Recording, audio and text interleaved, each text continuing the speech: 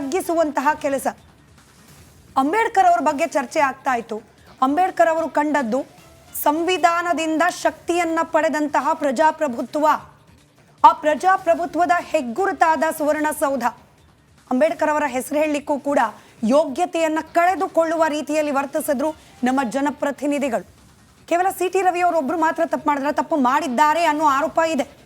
ಅದಾದ ನಂತರದಲ್ಲಿ ಘಟನೆ, ಲಕ್ಷ್ಮೀ ಹೆಬ್ಬಾಳ್ಕರ್ ಅವರ ಬೆಂಬಲಿಗರು ಅನ್ಸ್ಕೊಂಡವರು ಸುವರ್ಣಸೌಧದ ಒಳಗೆ ನುಗ್ಗಿದ್ರು, ಗೇಟ್ನ ಕಾಲಲ್ಲಿ ಒದ್ರು. CT ರವಿ ಅವರ ವಿರುದ್ಧವಾಗಿಯೂ ಕೂಡ ಪುಂಖಾನುಪುಂಖವಾಗಿ ಪದಗಳ ಪ್ರಯೋಗ ಮಾಡಿದ್ರು. ಅಲ್ಲಿಗೆ ಇಡೀ ಸುವರ್ಣಸೌಧ ಡರ್ಟಿ ಪಾಲಿಟಿಕ್ಸ್ನ ಮಾತುಗಳನ್ನೇ ಪ್ರತಿಧ್ವನಿಸ್ತು. ನೆನ್ನೆ ಲಕ್ಷ್ಮೀ ಹೆಬ್ಬಾಳ್ಕರ್ ಅವರ ವಿರುದ್ಧವಾಗಿ ಅಶ್ಲೀಲ ಪದವನ್ನ ಬಳಕೆ ಮಾಡಿದ್ದಾರೆ ಅನ್ನೋ ಆರೋಪ CT ರವಿ ಅವರ ವಿರುದ್ಧ. CT ರವಿ ಅವರ ಬಂಧನ ಮಾಡಿದ ಪ್ರಕ್ರಿಯೆ ಕೂಡ ಒಂದು ಅರ್ಥದಲ್ಲಿ ಹೈ ಡ್ರಾಮಾ. ಬಂಧನ ಆದ ಮೇಲೆ ನಡೆದಿರುವ ಪ್ರಕ್ರಿಯೆಗಳು ಕೂಡ ಒಂದು ಅರ್ಥದಲ್ಲಿ ಹೈ ಡ್ರಾಮಾ. ರಾತ್ರಿ ಪೂರ್ತಿ ಠಾಣೆಯಿಂದ ಠಾಣೆಗೆ CT ರವಿ ಅವರನ್ನ ಶಿಫ್ಟ್ ಮಾಡಲಾಗಿದೆ. ನಡು ರಸ್ತೆಯಲ್ಲೇ ಕುಳಿತು ಪೊಲೀಸರ ವಿರುದ್ಧ ಕಿಡಿಕಾರಿದ್ರು CT ರವಿ. ಕೊಲೆ ಮಾಡೋ ಪ್ರಯತ್ನ ಮಾಡಲಾಗ್ತಿದೆ ಅಂತ ಹೇಳಿ ಆಕ್ರೋಶ ವ್ಯಕ್ತಪಡಿಸಿದ್ರು.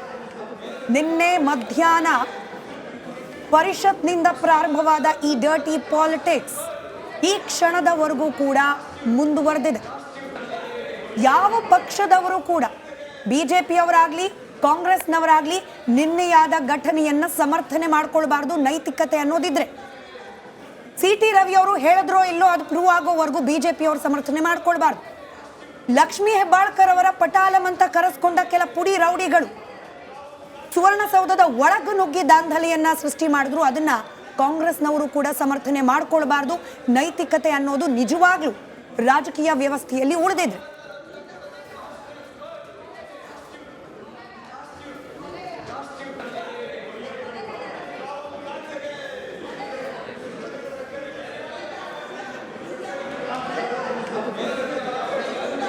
ಮಾಡಿಸಿದ್ದಾರೆ.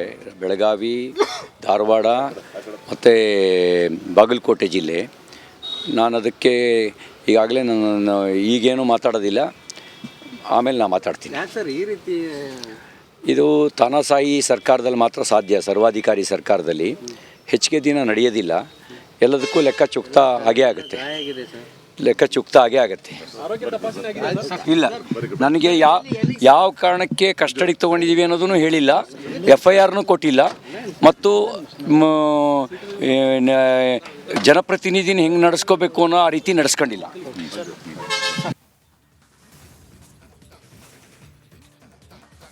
ಪೊಲೀಸರು ಆಮೇಲೆ ನಂತರ ಕರ್ಕೊಂಡು ಬಂದ್ರಲ್ಲ ಬಂಧಿಸಿ, ಅವಾಗ ಒಂದು ಪ್ರಶ್ನೆ ಬಂತು, ಜನಪ್ರತಿನಿಧಿಗಳನ್ನ ಹೀಗೆ ಏಕಾಏಕಿ ಹೋಗಿ ಪೊಲೀಸರು ಬಂಧಿಸಬಹುದಾ, ಅವಕಾಶ ಇದೆಯಾ, ನಿಯಮಗಳು ಏನು ಹೇಳುತ್ತೆ ಅಂತ. ಬಟ್ ಕಲಾಪ ಮುಂದೂಡಿಕೆ ಆದ ಮೇಲೆ ಅಂತ ನಿಯಮಗಳು ಯಾವುದು ಅನ್ವಯ ಆಗೋದಿಲ್ಲ ಅಂತ ಪೊಲೀಸರು.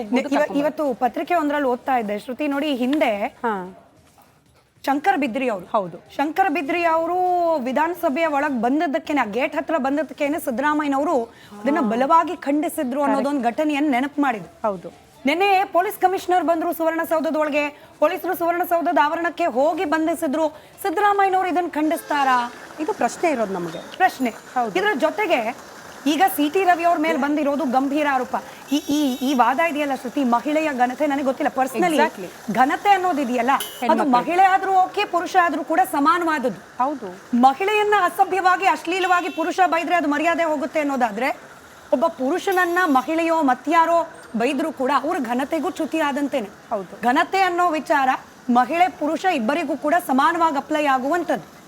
ಈಗ CT ರವಿ ಅವರನ್ನ ಕೊಲೆಗಡಕ ಅಂತ ಹೇಳಿ ಲಕ್ಷ್ಮೀ ಹೆಬ್ಬಾಳ್ಕರ್ ಅವರು ಬೈದಿದ್ದಾರೆ ಅನ್ನೋದಾದ್ರೆ ಇದು ಕೂಡ CT ರವಿ ಅವರ ಘನತೆಗೆ ಧಕ್ಕೆ ತಂದಂತೆಯೇ. ಹೌದು, ಹಾಗಂದು ಮಾತ್ರಕ್ಕೆ CT ರವಿ ವಾಪಸ್ ಹಿಂಗ್ ಬೈಬೋದಾ? ಪ್ರಶ್ನೆ ಅಲ್ಲೂ ಇದ್ದೇ ಇದೆ. ಅಲ್ಲಿಗೆ ಸಮರ್ಥನೆ ಮಾಡ್ಕೊಳ್ಳೋ ನೈತಿಕತೆ ನಾನು ಮತ್ತೆ ಹೇಳ್ತಾ ಇದ್ದೀನಿ, BJPಗೂ ಉಳಿದಿಲ್ಲ, ಕಾಂಗ್ರೆಸ್ಸಿಗೂ ಕೂಡ ಉಳಿದಿಲ್ಲ. ಇನ್ನು ಶ್ರುತಿ ಹೇಳ್ತಾ ಇದ್ದ ಹಾಗೆ ಅರೆಸ್ಟ್ ಆದ ಸಂದರ್ಭದ, ಅರೆಸ್ಟ್ ಆದ ನಂತರದಲ್ಲಿ ಆಗ್ತಾ ಇರುವ ಪ್ರಕ್ರಿಯೆಗಳಿದೆಯಲ್ಲ, ಪೊಲೀಸ್ ಇಲಾಖೆಗೆ ನಿಜವಾಗ್ಲೂ ನಿಮ್ ಕೆಲಸ ನೀವು ಮಾಡಿ ಅಂದಿದ್ರೆ ಹಿಂಗ್ ಮಾಡ್ತಿದ್ರ? ಪ್ರಶ್ನೆ ಇದೆ. ಹೌದು, ಸರ್ಕಾರದ ಪ್ರೆಷರ್ ಇಲ್ಲದೆ ಹೋದ್ರೆ ಪೊಲೀಸರು ಹಿಂಗೆ ಸುತ್ತಿಸ್ತಿದ್ರ CT ರವಿ ಅವರನ್ನ? ಅದು ಕೂಡ ಪ್ರಶ್ನೆ ಇದೆ. ಒಬ್ಬ ಜನಪ್ರತಿನಿಧಿಯನ್ನ ಅರೆಸ್ಟ್ ಮಾಡಿದ ಕಾರಣ ಹೇಳದೆ, ಪ್ರಾಥಮಿಕ ಆರೋಗ್ಯ ತಪಾಸಣೆಯನ್ನ ಮಾಡದೆ, ನ್ಯಾಯಾಧೀಶರ ಸಮ್ಮುಖದಲ್ಲಿ ಪ್ರಸ್ತುತ ಪಡಿಸದೆ ರಾತ್ರಿ ಇಡೀ ಹಿಂಗೆ ಸುತ್ತಿಸಬಹುದಾ ಅದು ಕೂಡ ಪ್ರಶ್ನೆ ಇದೆ. ಹೌದು. DCM DK ಶಿವಕುಮಾರ್ ಬೆಳಗ್ಗೆ ಒಂದು ರಿಯಾಕ್ಷನ್ ಕೊಟ್ಟರು. ಹೌದು, ಪರಿಷತ್ತಲ್ಲಿ ಆಗಿರೋದು ಎಲ್ಲವೂ ಕೂಡ ಕರೆಕ್ಟ್ ಆಗಿದೆ ಅಂತ ಹೇಳಲ್ಲ, ಲಕ್ಷ್ಮೀ ಹೆಬ್ಬಾಳ್ಕರ್ ಅವರ ಮಾತನ್ನ ಕೂಡ ನಾನು ಸಮರ್ಥನೆ ಮಾಡ್ಕೊಳ್ಳಲ್ಲ, ಅವ್ರದ್ದು ತಪ್ಪಿದೆ ಅನ್ನುವಂಥ ವಿಚಾರವನ್ನ ಪ್ರಸ್ತಾಪ ಮಾಡ್ತಾ ಇದ್ರು. CT ರವಿ ಅವರು ಈಗ ತಾನೇ ರಿಯಾಕ್ಷನ್ ಕೊಟ್ಟರು ಬೆಳಗಾವಿಯ ಅಂಕಲಗಿಯಲ್ಲಿ. CT ರವಿ ಅವರ ಹೇಳಿಕೆ ಇದು. ಎಲ್ಲ ಲೆಕ್ಕವೂ ಚುಕ್ತ ಆಗುತ್ತೆ ಅಂತ CT ರವಿ ಅವರು ರಿಯಾಕ್ಷನ್ ಕೊಟ್ಟಿದ್ದಾರೆ. ಬೆಳಗಾವಿಯ ಅಂಕಲಗಿಯಲ್ಲಿ ರವಿ ಅವರ ಹೇಳಿಕೆ. ರಾತ್ರಿ ಇಡೀ ಕೂಡ ನನ್ನ ಸುತ್ತಾಡಿಸಿದ್ದಾರೆ, ಪ್ರಕರಣ ದಾಖಲಾಗಿದೆಯಲ್ಲ, ಯಾವ ಕಾರಣಕ್ಕೆ ನನ್ನ ಬಂಧನ ಆಗಿದೆ, FIR ಕಾಪಿ ಕೂಡ ನನಗೆ ಕೊಟ್ಟಿಲ್ಲ, ಯಾವ ಕಾರಣ ಅಂತ ಹೇಳಿಲ್ಲ, ಸುಖ ಸುಮ್ಮನೆ ಬಂದ್ರು, ನನ್ನ ಎತ್ತಾಕೊಂಡು ಬಂದ್ರು, ರಾತ್ರಿ ಇಡೀ ಕೂಡ ಠಾಣೆಯಿಂದ ಅಲ್ದಾಡಿಸಿದ್ದಾರೆ ಅಂತ. ಬೆಳಗಾವಿ, ಧಾರವಾಡ, ರಾತ್ರಿಡೀ 3 ಜಿಲ್ಲೆ ದರ್ಶನ ಮಾಡಿಸಿದ್ದಾರೆ.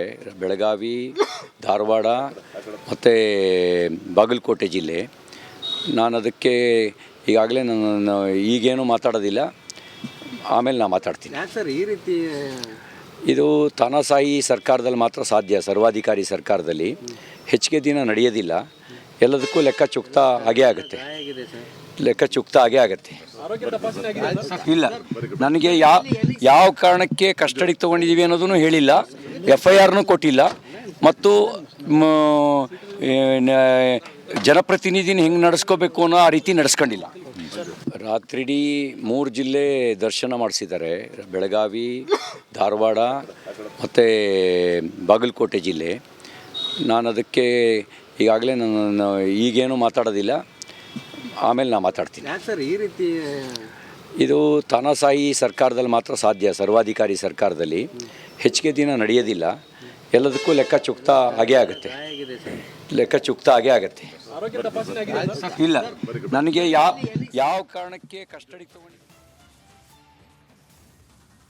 ಈ ಬಗ್ಗೆ ಮತ್ತಷ್ಟು ಡೀಟೇಲ್ಸ್ ಅನ್ನ ಪಡ್ಕೊಳ್ಳೋಣ. ನಮ್ಮ ಪ್ರತಿನಿಧಿ ಮೈಲಾರಿ ನೇರ ಸಂಪರ್ಕದಲ್ಲಿ ಜಾಯಿನ್ ಆಗ್ತಿದ್ದಾರೆ ಬೆಳಗಾವಿಯಿಂದ. ಮೈಲಾರಿ, ನಿನ್ನೆ ಏನೆಲ್ಲ ಬೆಳವಣಿಗೆ ಆಯಿತು ಅನ್ನೋದನ್ನ ಗಮನಿಸಿದ್ವಿ. ಈಗ ಕಾಂಗ್ರೆಸ್ ನಾಯಕರು ಅವರ ಅಣತಿಯಂತೆ ಪೊಲೀಸರು ನಡ್ಕೊಳ್ತಿದ್ದಾರೆ ಎನ್ನುವಂತಹ ವಿಚಾರವನ್ನ ಬಿಜೆಪಿ ನಾಯಕರು ಪ್ರಸ್ತಾಪ ಮಾಡ್ತಿದ್ದಾರೆ. ಎಕ್ಸಾಕ್ಟ್ಲಿ ಪೊಲೀಸರ ನಡೆ ಕರೆಕ್ಟ್ ಆಗಿದೆಯಾ? ಅವ್ರ ನಿಯಮಗಳನ್ನ ಪಾಲನೆ ಮಾಡ್ತಿದ್ದಾರಾ? ಇವತ್ತು ಏನು ಬೆಳವಣಿಗೆ ಆಗಬಹುದು ಅಂತ?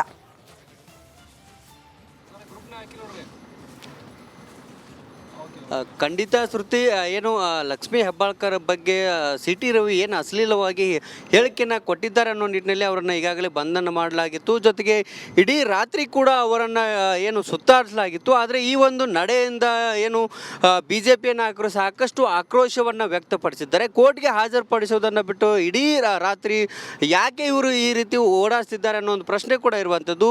ಬೆಳಗಾವಿ, ರಾಮದುರ್ಗ, ಸವದತ್ತಿ, ಧಾರವಾಡ ಹೀಗೆ ಸದ್ಯ ಈಗ ಬೆಳಗಾವಿ ಜಿಲ್ಲೆಯ ಏನು ಗೋಕಾಕ್ ತಾಲೂಕಿನಲ್ಲಿ ಇರುವಂಥ ಅಂಕಲಿಗಿಯಿಂದ ಸದ್ಯ ಬೆಳಗಾವಿ ಕಡೆಗೆ ಹೊರಟಿದೆ. ಏನು CT ರವಿ ಕಾರು ಬಿಗಿ ಪೊಲೀಸ್ ಬಂದೋಬಸ್ತ್ ನೇತೃತ್ವದಲ್ಲಿ ಕೂಡ ಈಗ ಏನು ಬೆಳಗಾವಿ ಕಡೆಗೆ ಏನು CT ರವಿಯವರನ್ನು ಕರೆದುಕೊಂಡು ಹೋಗಲಾಗ್ತಿದೆ. ಅವರನ್ನು ಬೆಳಗಾವಿ 5ನೇ JMFC ನ್ಯಾಯಾಲಯಕ್ಕೂ ಕೂಡ ಹಾಜರುಪಡಿಸೋದಕ್ಕೂ ಕೂಡ ಸಿದ್ಧತೆಯನ್ನು ಮಾಡಿಕೊಂಡಿದ್ದಾರೆ. ನಿನ್ನೆ ಕೂಡ ಸಾಕಷ್ಟು ಹೈಡ್ರಾಮಾ ನಡೆದಿತ್ತು. ಬೆಳಗಾವಿಯ ಖಾನಾಪುರ ಪೊಲೀಸ್ ಠಾಣೆ ಎದುರಿಗೆ ಸುಮಾರು 3 ಗಂಟೆಗಳ ಕಾಲ ಅವರನ್ನು ಪ್ರತಿಭಟನೆ